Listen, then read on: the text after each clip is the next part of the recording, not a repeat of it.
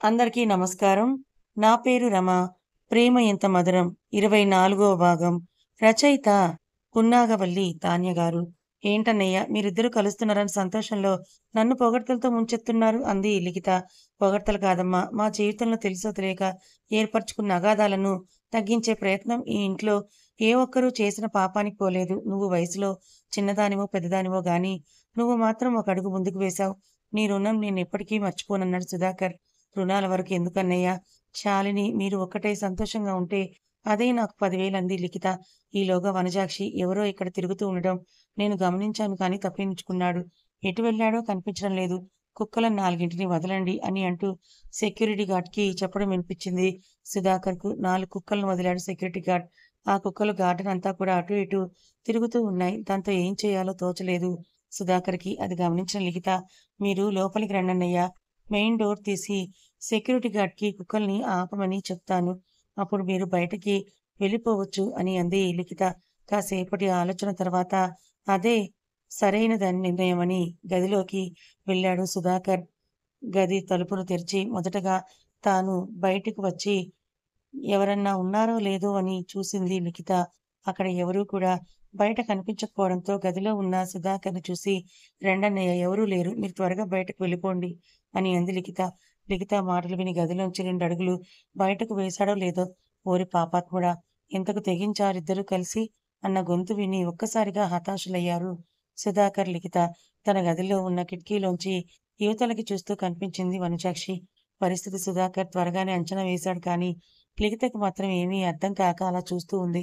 వనజాక్షి బగ్గుమన్న కలతో రుసరుసలాడుతూ తన గదిలోంచి బయటకొస్తూ ఎంత పని చేశారు? నా కొంపని కొల్లేరు చేయడానికి చూస్తున్నారంటూ పెద్దగా అరుస్తూ మెట్లు దిగింది. తన అరుపులు విన్న ఇంట్లో కుటుంబ సభ్యులందరూ కూడా లేచి బయటకొచ్చారు. శాలిని కూడా ఏం జరిగిందో అర్థం కాక తల్లి అరుపులు విని బయటకొచ్చింది. ఎదురుగా ఉన్న సుధాకర్‌ని, లిఖితని చూసి అయోమయంగా చూస్తూ ఉండిపోయింది. ఏంటి అలా చూస్తున్నావు? చక్కని సంబంధం తీసుకొచ్చాను. పెళ్లి చేసుకొని విదేశాల్లో సుఖంగా హాయిగా ఉండవే అంటే, కాదు, కూడదు. నా భర్త, నా ప్రాణం అంటూ ఏవేవో సినిమా డైలాగులు కొట్టావు కదా! చూడు ఎంతటి ఘాతుకానికి ఒడిగట్టాడో వాడు అని అంటూ వనజాక్షి పిచ్చి పట్టినట్లుగా అరుస్తూ ఉంది. ఎప్పుడైతే అత్తగారు లిఖితను తనని చూసిందని అర్థమైందో అప్పుడే ఈ విధమైన మాటలు అంటుందని ముందే ఊహించాడు సుధాకర్. ఇంకా ఆమెతో వాదించడం అనవసరం అన్నట్టుగా ఏ సమాధానం చెప్పకుండా నువ్వు నా గురించి ఏమనుకుంటున్నావన్నట్టుగా శాలిని వైపే చూస్తున్నాడు సుధాకర్.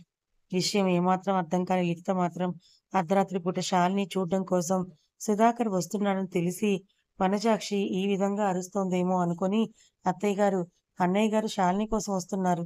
ఈ విషయం మీకు తెలిస్తే మీరెక్కడ కోప్పడతారో అని ఈ విధంగా రాత్రి సమయంలో వస్తున్నాడు అని లిఖిత చెప్తుండగానే ఛీ నోరు మూయవే. దొరికిపోయిన తర్వాత అన్నయ్య, కన్నయ్య అని ఇలాంటి కారుకూతలు కుయ్యమాకు. ఇద్దరూ కలిసి బాగా ఎంజాయ్ చేసి దొరికిపోయేసరికి అన్నయ్య అంటూ అబద్ధమాడతావా? అయినా నీకు నా కొడుకొక్కడు చాలడా? నా కొడుకు నీకు ఏం కొరత చేశాడే? నీలాంటి దిక్కుమాలిన దాన్ని ఇంత పెద్ద ఇంటి కోడలుగా చేశాడు. అన్ని వసతులను సమకూర్చాడు. నీకు నచ్చినట్టుగా ఉండమన్నాడు. అలాంటి వాడు 2 రోజులు ఇంట్లో లేకపోయేసరికి అన్నయ్య వరుసయ్యే వాడితో గడుపుతావా అని అంటూ తన మనసులో ఉన్న కోపాన్ని, ఉక్రోషాన్ని అంతటినీ కూడా వెళ్ళగక్కింది వనజాక్షి. వనజాక్షి మాటలు విన్న లిఖిత కొయ్యబారిపోయింది. అత్తయ్య గారు, అన్నయ్య గారొచ్చింది శాలిని కోసం అని అన్నదో లేదో నోరు ముయ్యవే చండాలపు దానా! నీలాంటి దానికి ఇంట్లో నిలబడే స్థానమే లేదు అంటూ కయ్యిమంది వనజాక్షి. ఇదంతా చూసిన అచ్చాయమ్మ, వనం నోరు జారి మాట్లాడకు. లిఖిత ఇంటికొచ్చిన కొద్ది రోజుల్లోనే ఆ అమ్మాయి ఎటువంటిదో అర్థం చేసుకున్నాను. నువ్వు మాత్రం ఆ అమ్మాయి గురించి తెలుసుకోలేకపోయావా? నువ్వు తన గురించి ఈ విధమైన అపవాదు వేయడం సరియైన పద్ధతి కాదు అంటూ అరిసింది అచ్చాయమ్మ. అమ్మో! ఏం చేశావే? తల్లి, ఈ ఇంట్లో ఉన్న వాళ్ళందరూ నీ భజన మొదలుపెట్టారు. ఆఖరికి మా అమ్మ కూడా నీ బృందంలోనే కలిసిపోయింది. నాన్నకి మొదటే ఏదో మందు పెట్టావనుకుంటే, ఇప్పుడు మా అమ్మకు కూడా మందు పెట్టావా? నా ఇల్లు కాస్త నీ ఇల్లుగా మారిపోయిందంటే, ఇప్పుడు మీరందరూ కలిసి ఒక్కటయ్యారు. నేనే పరాయిదాన్నయ్యానన్నమాట అని అంటూ లేనిపోని శోకండాలు పెట్టి అరుస్తూ ఉంది వనజాక్షి. ఇదంతా వింటున్న చౌదరి శాలినిని, సుధాకర్‌ని ఒక్కసారిగా గమనించాడు. ఇద్దరూ పైకి ఏమీ మాట్లాడుకోకపోయినప్పటికీ కూడా వాళ్ళ మనసులు మాట్లాడుకుంటూనే ఉన్నాయి. నేనీ తప్పు చేశాను అని నువ్వనుకుంటున్నావా? అని సుధాకర్ మనసు ప్రశ్నిస్తే, నేనెప్పుడు మిమ్మల్ని ఎప్పటికీ తప్పుగా భావించను. అలాంటి అనుమానమే నాకు కలిగితే ఆ పాటికి నేనెప్పుడో నా ప్రాణం విడిచి ఉండేదాన్నన్నట్టుగా ఉన్నాయి శాలిని చూపులు. అదంతా గమనించిన చౌదరి షటప్ వనజాక్షి అంటూ గట్టిగా ఒక్కసారిగా అరిచాడు. దాంతో ఎప్పుడు నోరు తెరవని చౌదరి ఒక్కసారిగా తనని అంత మాట అనడంతో కొయ్యబారిపోయింది. చౌదరి వైపే చూస్తూ వనజాక్షి, దీని గురించి ఎవరు ఏమీ మాట్లాడొద్దు. ఉదయం దీని గురించి మాట్లాడొచ్చు. ముందు ఎవరి గదిలోకి వాళ్ళు వెళ్ళండంటూ సుధాకర్ వైపు చూసి, అల్లుడు గారు మీరు బయలుదేరండి. నేను మిమ్మల్ని వచ్చి కలుస్తానన్నాడు చౌదరి. సుధాకర్ ఏమీ మాట్లాడకుండా మౌనంగా అక్కడి నుంచి వెళ్ళిపోతూ ఒక్కసారి శాలిని వైపు చూశాడు. వెళ్ళిరండి అన్నట్టుగా ఉన్నాయి శాలిని చూపులు. ఇంక మౌనంగా అక్కడి నుంచి వెళ్ళిపోయాడు సుధాకర్. భర్త నోటి నుండి అల్లుడు గారు అన్న మాటలు విన్న వనజాక్షి, ఏం మాట్లాడుతున్నారు మీరు? వాడిని అల్లుడు గారని పిలుస్తారేంటి? వాడు మన పిల్లని ఎంత బాధపెట్టాడో మీకు తెలీదా? వాడు మన కుటుంబాన్ని పెట్టిన క్షోభ మీరప్పుడే మర్చిపోయారా? అలాంటి వాడిని మీరు క్షమించారా? అంతేకాకుండా ఈ బజారు లం అని అంటూ లిఖిత వైపు చూస్తూ ఏదో అనబోయిన వనజాక్షి చెంప చెల్లుమనిపించాడు చౌదరి. దాంతో ఒక్కసారిగా అక్కడున్న అందరూ కూడా కొయ్యబారిపోయారు. మౌనంగా ఇంకా అక్కడ ఉండడం మంచిది కాదనుకొని పరంధామయ్య, అచ్చాయమ్మ వాళ్ళిద్దరూ కూడా తమ గదిలోకి వెళ్ళిపోయారు. లిఖిత కూడా ఏమీ మాట్లాడకుండా తన గదిలోకి వెళ్ళిపోయింది. శాలిని కూడా తన గదిలోకి వెళ్ళిపోయింది. ఎప్పుడూ తనని పన్నెత్తి ఒక్క మాట కూడా అనని భర్త ఈరోజు చెంపదెబ్బ కొట్టేసరికి ఒక్కసారిగా విస్తుపోయినట్టుగా అయిపోయింది వనజాక్షి పరిస్థితి. నోట మాట కరువై గుడ్లంబడి కన్నీళ్లు జలజల రాలుతూ ఉంటే భర్త వైపు చూసింది ఒకసారి వనజాక్షి. ఇంతకు మించి నన్ను దిగజార్చకు వనం. ఇన్ని రోజులు నువ్వేం చేసినా, ఎలా ఉన్నా నేను పన్నెత్తి మాట అనలేదు. పిల్లల భవిష్యత్తు విషయంలో నువ్వు తీసుకున్న నిర్ణయాలకి నేనెప్పుడూ తల ఊపాను తప్ప, దాని గురించి మంచి, చెడు ఆలోచించలేదు. ఎందుకంటే, ఎంతో ఉన్నతమైన జీవితాన్ని అందిస్తాను అని చెప్పి నిన్ను పెళ్లి చేసుకున్నాను కానీ, ఆ జీవితాన్ని అందించడంలో నేను ఫెయిలయ్యాను. ఆ అపరాధ భావం వల్ల నువ్వు చెప్పిన ప్రతి మాటకు సరే అన్నాను. కానీ, అదే నువ్వు అలుసుగా తీసుకొని కుటుంబాన్ని ఈ స్థితికి తీసుకువస్తానని నేను ఊహించలేకపోయాను. మరి ఒక్కసారి నోరెత్తావంటే చంపడానికి కూడా వెనకాడను. నీ వల్లనే ఈ కుటుంబం ఇలా తయారయింది. ఇప్పుడు నా కూతురు జీవితం బాగుపడుతుందనుకున్న సమయంలో నువ్వు అడ్డుపడాలని చూస్తే నిన్ను చంపి 1000 ముక్కలు చేస్తానని రౌద్రంగా వనజాక్షి వైపే ఒక చూపు విసిరి గదిలోకి వెళ్ళిపోయాడు చౌదరి. నించున్న చోట అలా కూర్చుండి వనజాక్షి భళ్ళున తెల్లవారింది. అందరూ నిద్రలేచినప్పటికీ ఎవరూ కూడా తమ గదిలోంచి బయటకు రాలేదు. పరిస్థితి ఆ రోజు చాలా విభిన్నంగా ఉంది. కనకం లేచి కాఫీలు తాగే వాళ్ళకి కాఫీలు, టీలు తాగే వాళ్ళకి టీలు తయారు చేసి వాళ్ళ గదిలోకి తీసుకువెళ్ళి ఇచ్చిందే గాని ఎవరూ తాగలేదు. ఎవరి మనసులు బాగోలేదు. అందరూ ఎవరికి వారే తమ ఆలోచనలో తాము మునిగిపోయి ఉన్నారు. ఎప్పుడూ తెల్లవారుజామునే లేచే లిఖిత కూడా ఆ రోజు లేచిందే కానీ స్నానం చేయలేదు. అలాగని బయటకు రాలేదు. అలా తన గదిలోనే ఉండిపోయింది. ఎందుకో గత 2 రోజులుగా తన మనసు అస్సలు బాగోలేదు. తివారీ తన మీద చేసిన దాష్టికాన్ని మర్చిపోలేకపోతోందంటే, దానికి తోడు నిన్న రాత్రి వనజాక్షి మాటలు మరింతగా కృంగతీశాయి ఆమెను. అలాగని కన్నీరు కార్చలేదు లిఖిత. లిఖిత మనసు స్వాంతనను కోరుకుంటోంది. ఆత్మీయుల ప్రేమతో కూడిన స్పర్శను కోరుకుంటోంది. అది ఒక్క వసీకర్ వల్లే అవుతుందని తెలిసినా కూడా వసీకర్ లేక లిఖిత అలా ఆ గదిలోనే ఉండిపోయింది. వనజాక్షి అయితే ఒక మాట మంతి ఏమీ లేదు. అలా తన గది వసారాలో ఉన్న ఉయ్యాల బల్ల మీద కూర్చొని ఉదయిస్తున్న సూర్యుడి వైపే అలా చూస్తూ ఉండిపోయింది. చౌదరి ఆమెను ఒక కంట కనిపెడుతూనే ఉన్నాడు. ఫ్రెష్ అయ్యి బయటికి వెళ్తాడు. ఎక్కడికి వెళ్తున్నాడు అని కూడా అడగలేదు వనజాక్షి. హాల్‌లో ఉన్న మెట్లు దిగుతున్న చౌదరికి వాడిపోయిన మొహంతో నీరసంగా వస్తున్న వసీకర్ కనిపించాడు. కానీ వసీకర్‌ని ఫేస్ చేసే డేర్ ఇప్పుడు చౌదరికి లేదు. ఇప్పుడు లోపలికి వెళ్ళగానే కోడలు జరిగింది ఖచ్చితంగా వసీకర్‌కి చెబుతుంది. ఇప్పుడు ఏ మొహం పెట్టుకొని నా కొడుకుతో మాట్లాడాలి అన్నట్టుగా కనీసం విష్ కూడా చేయకుండా తన మానాన తాను బయటికి వెళ్ళిపోయాడు చౌదరి. వసీకర్ కూడా తండ్రిని గమనించినట్టే మౌనంగా లోపలికి వచ్చాడు. వస్తూనే తన గదిలోకి వెళ్ళాడు వసీకర్. కింద నేల మీద కూర్చొని శూన్యంలోకి చూస్తున్న లిఖితను చూసి గుడ్ మార్నింగ్ అన్నాడు వసీకర్. కారులోంచి కిందకి దిగుతూనే ఎదురుగా ఉన్న హోటల్‌ని చూస్తూ అదేంటి హోటల్‌కు తీసుకొచ్చారు అని అడిగింది హంసవేణి. మరేం లేదు. నాకు కొంచెం ఆకలిగా ఉంది. ఏమైనా తిన్న తర్వాత షాపింగ్‌కి వెళ్దాం అన్నాడు రత్న. ఉదయం ఇంటి దగ్గర టిఫిన్ చేశారు కదా! మళ్ళీ ఆకలి వేయటం ఏంటి? అంది హంసవేణి. అయ్యో! అలా ఆకలి వేయకూడదంటారా ఏంటి? నాకు తెలియక ఈ సమయంలో ఆకలి వేసేస్తోంది. మరి ఏం పర్వాలేదు కదా! అంటూ అమాయకంగా ప్రశ్నించాడు రత్న. కిలకిలా నవ్వింది హంసవేణి. మరేం పర్వాలేదులెండి. కానీ ఇలా బయట తిండి తినకూడదు. మీకు తెలుసా? అంది హంసవేణి. తినకూడదు నిజమే కానీ, ఒక్క విషయం ఇక్కడ మనం గుర్తుంచుకోవాలి. అందరూ మీలాగే ఆలోచించి బయట తినడం మానేసి, ఇంట్లోనే మీలా రుచికరంగా వండుకొని తినడం మొదలుపెడితే, పాపం ఎన్నో లక్షలు ఖర్చు పెట్టి, ఇంత పెద్ద వ్యాపారాలను చేస్తున్న వేళ పరిస్థితి ఏమవుతుందో ఒక్కసారి ఊహించండి.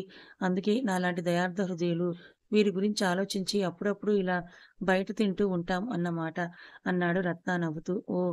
అలా కవర్ చేస్తున్నారన్నమాట అంటూ నవ్వుతూ రత్న వెంట నడిచింది హంసవేణి. వాళ్ళిద్దరూ అలా లోపలికి వెళ్తున్న సమయంలో హోటల్లోంచి బయటకొస్తున్న ఒక నడి వయస్కురాలు హంసవేణి మెడలో ఉన్న పసుపు తాడును చూస్తూ కొత్తగా పెళ్ళయిందనుకుంటా అంటూ పక్కన ఉన్న అమ్మాయికి చెప్తూ ఉండడం రత్న చెవిన పడింది. ఎందుకో ఆ మాటలు రత్నకు ఒక విధమైన పులకరింతను కలిగించాయి. హంసవేణి చెవిన కూడా ఆ మాటలు పడ్డాయి కానీ, హంసవేణి ఆ మాటలు పట్టించుకోనట్టుగా హోటల్లోకి చూస్తూ ఉంది. రత్న లోపలికి వెళ్లి ఒక కార్నర్ టేబుల్‌లో కూర్చున్నాడు. చెప్పండి ఏం తింటారు? అని అడిగాడు రత్న టిఫిన్ గురించి.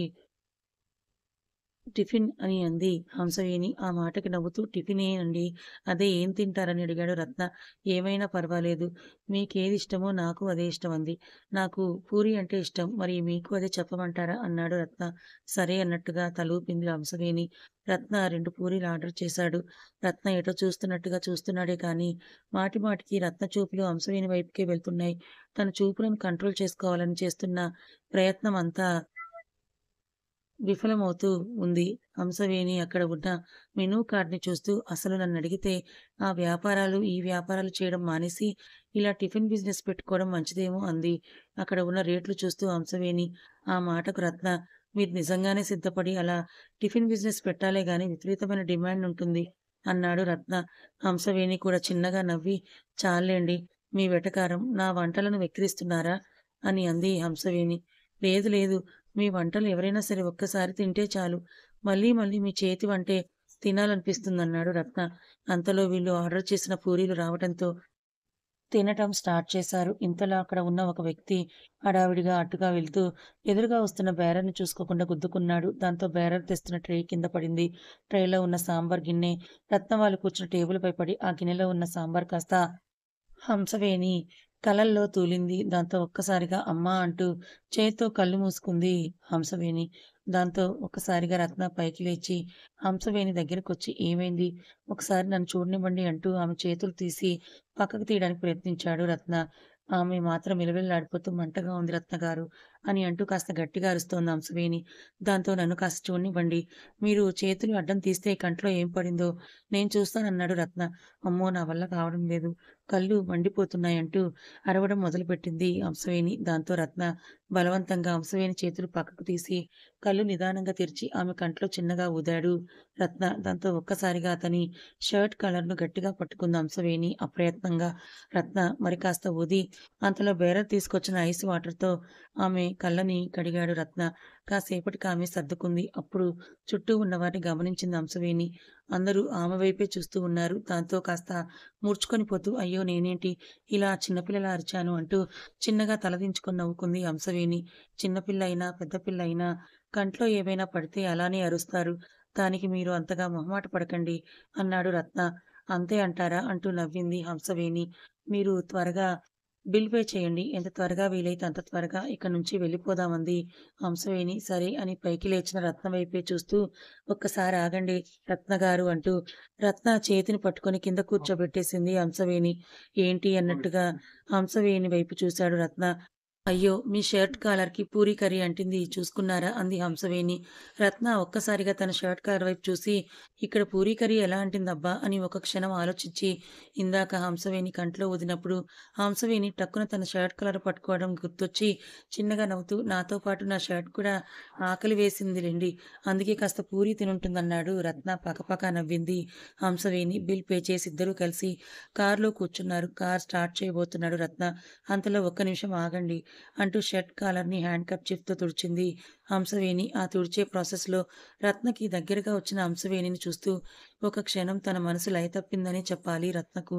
అప్రయత్నంగా హంసవేణి వైపు అలా చూస్తూ ఆమె నుదుటిపై పడుతున్న ముంగురులని చేత్తో వెనక్కి నెట్టాలని తన మనసు చెబుతున్న మాటను నొక్కి పట్టడానికి ఎంత విశ్వ ప్రయత్నం చేయవలసొచ్చిందో రత్నకి. హమ్మయ్య! కాస్త వరకు మరకపోయిందిలెండి అంటూ స్టడీగా తన సీట్లో కూర్చుంది హంసవేణి. ఆగిన గుండె మళ్ళీ కొట్టుకోవడం మొదలయ్యింది రత్నకు. ఇంకా బయలుదేరదామా అంది హంసవేణి. ఆ! అని అంటూ కారు స్టార్ట్ చేసి ఒక షాపింగ్ మాల్ ముందు కార్‌ని ఆపాడు రత్న. నైటీలు తీసుకోవటానికి ఇంత పెద్ద షాపింగ్ మాల్ ఎందుకండి? అని అంది హంసవేణి. నీతో కాస్త ఎక్కువ సమయం గడపడానికి అని తన మనసు చెప్పిన సమాధానం బయటకు రానివ్వకుండా నొక్కి పట్టేసి, అంటే ఇంకా ఏవైనా కొంటారేమోనని, అదే ఇక్కడైతే అన్నీ ఒక్కచోటే దొరుకుతాయని తీసుకొచ్చాను అన్నాడు రత్న. ఓహ్! అలా అంటారా అయితే. సరే పదండి అని అంటూ షాపింగ్ త్వరగా కంప్లీట్ చేద్దాం. అసలే వాన పడేట్టుగా ఉంది ఆకాశంలో అని అంటూ ముందుకు అడుగు వేసింది హంసవేణి. ఆమె అలా నడుస్తున్నప్పుడు ఆమె నడుము దాటి ఉన్న పొడుగాటి బారు జడని చూసి రత్న మనసు ఎన్నిసార్లు లయ తప్పిందో రత్నకు మాత్రమే తెలుసు. రత్న అన్నట్టుగానే నైటీలతో పాటు ఇంకా తనకు కావాల్సిన వస్తువులేవో తీసుకుంటోంది హంసవేణి. షాపింగ్ మాల్‌లో ఉన్న వస్తువులను ఎంతో శ్రద్ధగా చూస్తున్నట్టు ఉన్న రత్న మనసు మాత్రం హంసవేణి చుట్టే తిరుగుతూ ఉంది. చకచకా తాను తీసుకోవాల్సిన వస్తువులన్నీ తీసుకొని బిల్ వేయించడానికి వెనక్కి తిరిగిన హంసవేణి ఎదురుగా ఉన్నాడు శ్రీధర్. అతనిని అక్కడ ఏమాత్రం ఊహించని హంసవేణి అతన్ని చూడగానే గుండె జల్లుమంది. బెదురుగా రత్న కోసం చుట్టూ చూసింది కానీ అక్కడ రత్న కనిపించలేదు. ఎందుకో ఎవరో తెలియని వ్యక్తిని చూసినట్టుగా భయపడుతూ అటూ ఇటూ దిక్కులు చూస్తున్నావు. బహుశా మనిద్దరం కలిసి చాలా రోజులు అవ్వడం వల్ల నన్ను మర్చిపోయినట్టున్నావు. నేనెవరో గుర్తు చేయడానికి నీ మెడలో మంగళసూత్రం ఉంది కదూ! ఇంకా నీకు గుర్తు రాలేదంటే నాకు నమ్మబుద్ధి కావడం లేదంటూ వెకిలిగా నవ్వుతూ హంసవేణి దగ్గరికే వచ్చాడు శ్రీధర్. అప్పటి వరకు ఉన్న ఉల్లాసం, సంతోషం హంసవేణి మొహంలో మాయమయ్యాయి. ఆ స్థానంలో భయం, కంగారు, చిరాకు అన్నీ చోటు చేసుకున్నాయి. ఎక్కడి నుంచి ఎంత దూరం వచ్చావు? అయినా సరే నీకు ఉపయోగం లేకుండా పోయింది. నువ్వు ఎంత దూరం వెళ్ళినా నా నుండి తప్పించుకోలేవన్న సంగతి నీకు ఈ క్షణమే అర్థమై ఉంటుంది. కాబట్టి లేనిపోని డ్రామాలు చేసి, సీన్ క్రియేట్ చేసి టైం వేస్ట్ చెయ్యకు. మర్యాదగా నాతో పాటు బయలుదేరు అన్నాడు శ్రీధర్. నేను నీతో రాను పలికాయి హంసవేణి మాటలు కరుకుగా. అవునా? ఎందుకో కారణం తెలుసుకోవచ్చా? అన్నాడు శ్రీధర్.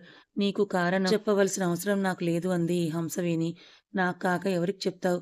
మర్యాదగా వస్తే తీసుకొని వెళ్దామని అనుకున్నాను గౌరవంగా అని అన్నాడు శ్రీధర్. కథ ఇంకా ఉంది. మరిప్పుడు హంసవేణి శ్రీధర్‌తో పాటు వెళ్ళిపోతుందా? మరి రత్న శ్రీధర్‌కి, హంసవేణికి మధ్య ఉన్న సంబంధం ఏంటో తెలుసుకుంటాడా? హంసవేణిని శ్రీధర్ బారి నుంచి కాపాడతాడా? మరొక పక్క లిఖిత జరిగినవన్నీ వసీకర్‌తో చెప్తుందా? తెలుసుకోవాలనుకుంటే ఛానల్ ఫాలో అవ్వండి. కథ నచ్చితే లైక్ చేయండి. Thank you so much.